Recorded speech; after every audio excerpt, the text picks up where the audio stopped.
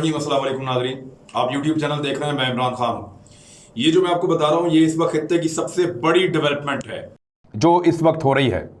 पहले रमज़ान मुबारक में बहुत ज़्यादा चीज़ें चेंज हुई हैं इस खित्ते को लेकर, ख़ास तौर पे अफ़गानिस्तान के मामलात और पाकिस्तान के मामलात और अमेरिका की उसके अंदर मुदाखलत। देखें, ये बात तो बच्चा बच्चा जानता है कि अमेरिका को अफ़गानिस्तान में शिकस्त हुई है। दुनिया की जो गरीब तरीन फोर्स है तालिबान, उन्होंने दुनिया की सुपर पावर जो है अमेरिका, उनको अफ़गानिस्तान के पहाड़ों में शिकस्त दी है। 20 साल तक उनके साथ लड़ते रहे और अमेरिका को इतना ज़्यादा सांस चढ़ गया है कि वो अब जान छुड़ाने के बहाने ढूंढ रहा है। मुझे अच्छी तरह याद है, परवेज़ मुशर्रफ साहब का दौर था 2001 में, जब अमेरिका अटैक करने के लिए आया अफ़गानिस्तान पे, तो वो बहुत गुस्से में था, फंकारता हुआ आया था, ललकारता हुआ आया था, धमकाता हुआ आया था और बदमाशी करके आया था। हमें उन्होंने कहा था कि अगर हमारा साथ दोगे तो ठीक है, वरना पत्थर के दौर में धकेल देंगे। ये वही अमेरिका है जो अब 20 साल के बाद जान छुड़वा रहा है और मज़ीद टाइम की भीख मांग रहा है कि मैं किसी तरह अब यहाँ से इज्जत के साथ निकल जाऊँ। लेकिन इनकी जान इतने आराम से छूट नहीं रही। अब हुआ ये है कि ट्रंप इंतज़ामिया ने एक वादा किया था कि 1 मई तक वो यहाँ से निकल जाएंगे। 14 महीने के बाद, यानी 14 महीने पहले वादा किया कि 14 महीने के बाद जब 1 मई आएगा 2021 का, तो हम अफगानिस्तान से निकल चुके होंगे, हमारा कोई फौजी यहाँ पे नहीं होगा। इसी वादे ने तालिबान को मजबूर किया कि उन्होंने एक भी गैर मुल्की फौजी को या नेटो के किसी फौजी को इस बीच में मारा नहीं है। अब इस मुआहदे के ख़त्म होने में या टाइम पूरा होने में 15 दिन बाकी हैं। यानी जब मैं आपसे बात कर रहा हूँ तो 15 अप्रैल है और पीछे 15 दिन के बाद 1 मई आ जाएगा। 1 मई तक अमेरिकन फौजों को यहाँ से निकलना था, लेकिन जो बाइडन ने इस मौके पर एक हैरानकुन किस्म का ऐलान कर दिया है। वो यहाँ से अभी जाना नहीं चाह रहे। उन्होंने पहले कहा था कि हम इसको रिव्यू करेंगे, बहुत सारे बहाने बनाते रहे, कभी कोई बहाना कभी कोई बहाना, लेकिन अब उन्होंने एक डेट अनाउंस कर दी है। जो बाइडन ने जो तारीख अनाउंस की वो तारीख है 11 सितंबर, क्योंकि 11 सितंबर को आपको याद है कि ट्विन टावर्स के ऊपर अमेरिका में अटैक हुआ था जिसमें बहुत सारे अमरीकी मारे गए थे। और उसी अटैक के बाद उन्होंने अलकायदा से बदला लेने के लिए अफ़गानिस्तान के ऊपर हमला कर दिया था और मुल्ला उमर के पास आए थे। उन्होंने कहा उसामा बिन लादेन को हमारे हवाले करो। मुल्ला उमर ने कहा साबित करो कि उसने ये कत्ल किया है। तो इन्होंने कुछ सबूत दिखाए। मुल्ला उमर ने सवाल किया कि जनाब ये सबूतों की बुनियाद पे कोई अमरीकी अदालत उसामा बिन लादेन को सज़ा दे सकती है?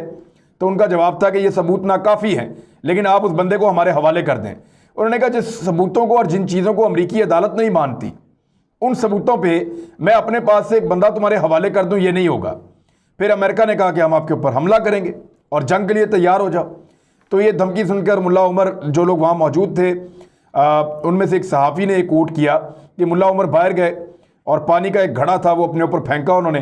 तो वापस आने के बाद उन्होंने कहा कि लड़ाई करने से पहले एक बात याद रखना और तारीख को देख लो कि तुम आज तक कोई जंग जीते नहीं हो और हम कोई जंग हारे नहीं हैं।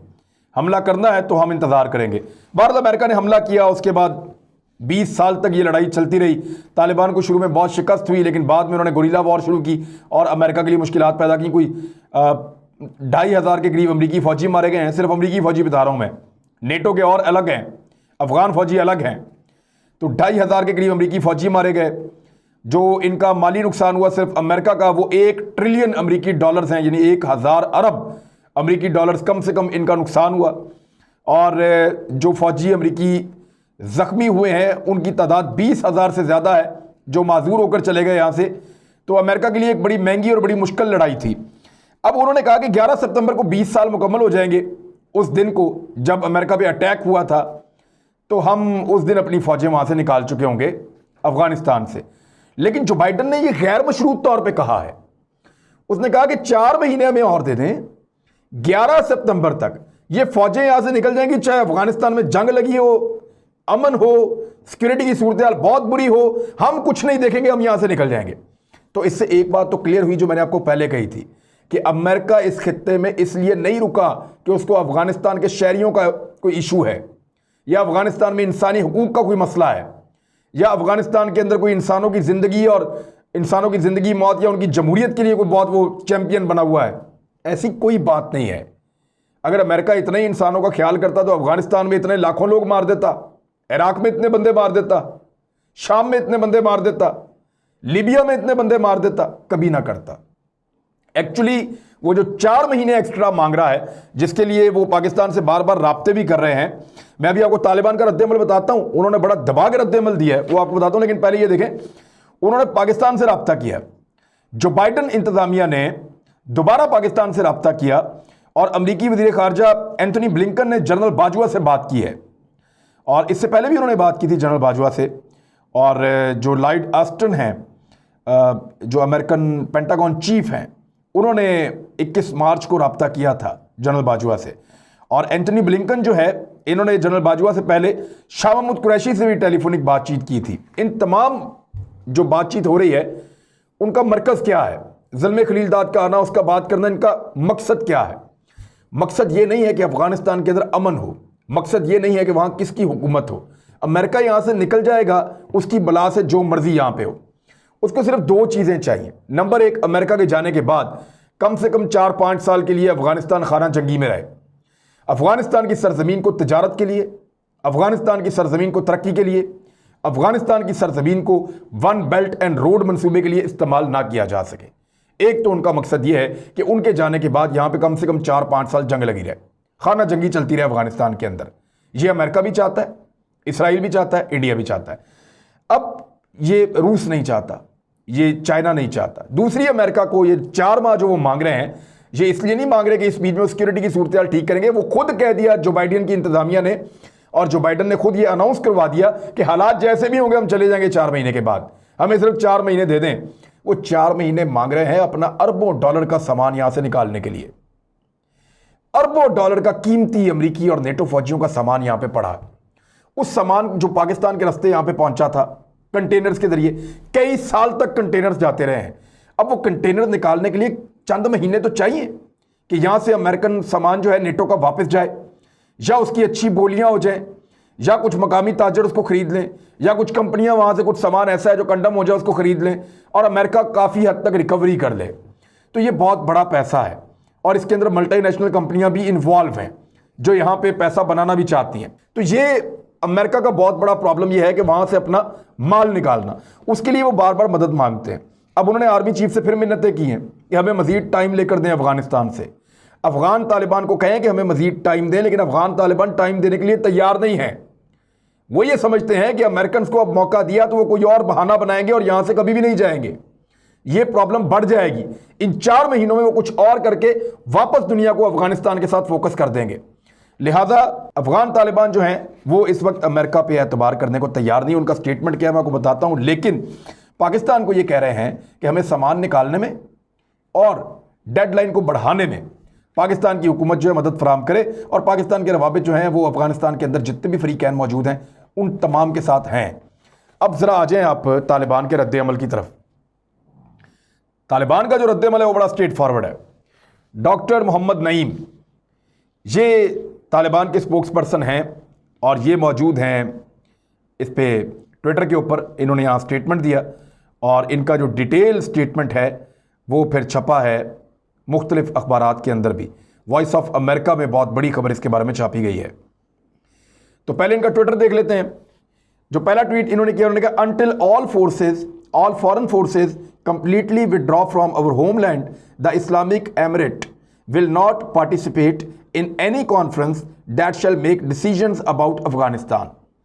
उन्होंने कहा कि जब तक तमाम गैर मुल्की फ़ौजें हमारी सरजमीन से नहीं निकल जाती, तब तक तालिबान, या उसको इस्लामिक स्टेट वो कहते हैं, इस्लामिक एमिरेट कहते हैं, किसी भी जो अफ़गानिस्तान के अंदर के जो इंटरनल मुज़ाकरात हैं उनकी किसी भी डिस्कशन के अंदर या किसी भी कॉन्फ्रेंस के अंदर हिस्सा नहीं लेंगे। यानी तालिबान जो तुर्की में होने जा रही है कॉन्फ्रेंस, उसमें भी नहीं जाएंगे, और कोई किसी किस्म के मुज़ाकरात वो नहीं करेंगे जब तक कि सारी गैर मुल्की फ़ौजें यहाँ से निकल नहीं जाती।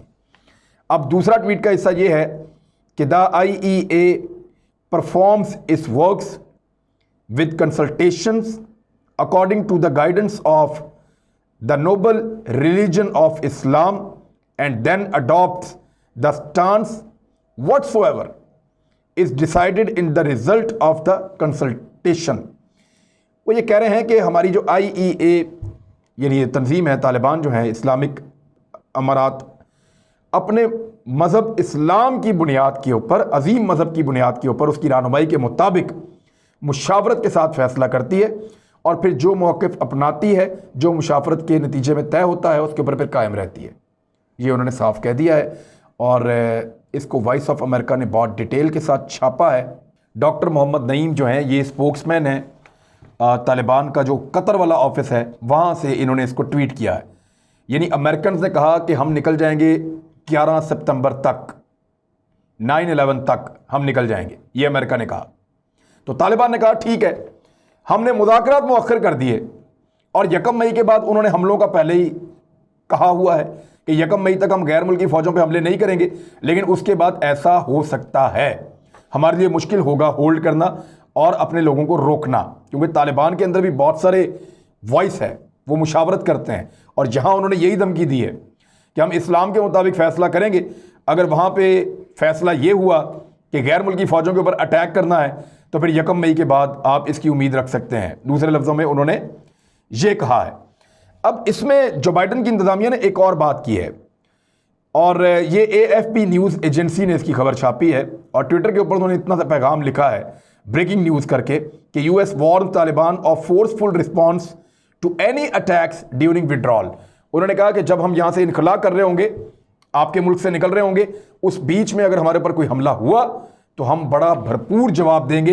ये धमकी भी अमेरिका ने लगा दी है। अब एक तरफ तालिबान की धमकी है कि 1 मई तक निकलो वरना मारेंगे, दूसरी तरफ अमेरिका ने कहा कि 11 सितंबर तक निकलेंगे। उसके जवाब में तालिबान ने कहा कि ठीक है, हम तब तक जब तक आप नहीं चले जाते किसी भी मुज़ाकरात का या किसी भी जो कॉन्फ्रेंसेस हो रही हैं उनका हिस्सा नहीं बनेंगे। अभी 24 तारीख को, 24 अप्रैल को, 24 अप्रैल से लेकर 10 मई तक ये 10 दिन की एक कॉन्फ्रेंस होने जा रही थी तुर्की में और वहाँ पे अफ़गानिस्तान की हुकूमत, अमेरिका, इन सब ने मौजूद होना था। पाकिस्तान को भी जाना था और अमेरिका को भी आना था, कुछ और मुल्क हैं वो भी उसके अंदर शामिल हो रहे थे, रशिया को भी गालिबन इनवाइट किया जा रहा था।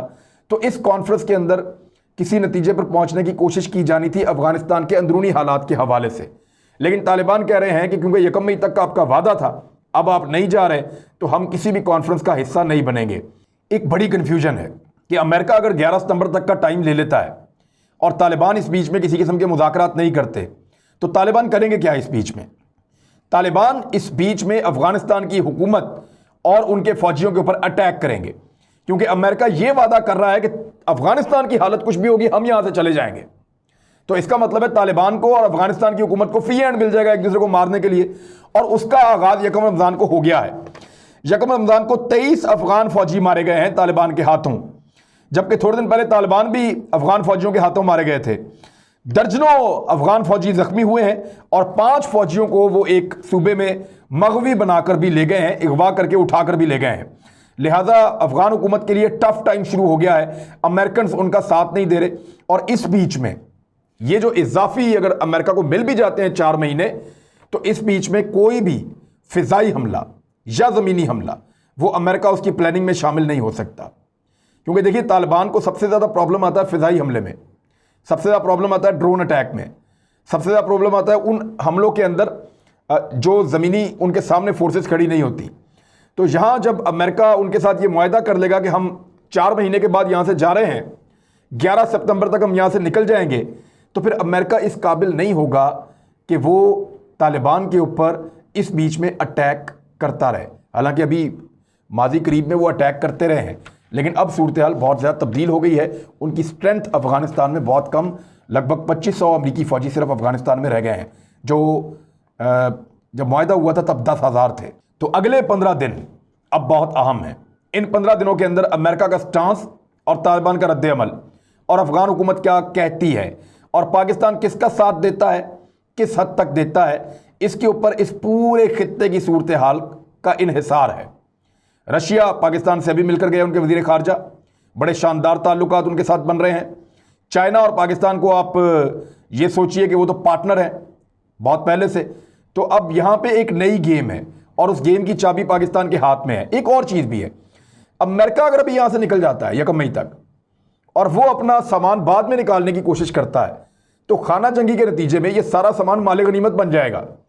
कभी कोई लूट के ले जाएगा, कभी कोई लूट के ले जाएगा, और अफगानिस्तान के अंदर मुख्तलिफ पार्टियां इसी माल को इकट्ठा करने के लिए लड़ झगड़ रही होंगी, और अमेरिका को फिर ये कभी भी नहीं मिलेगा, वो ये जानता है।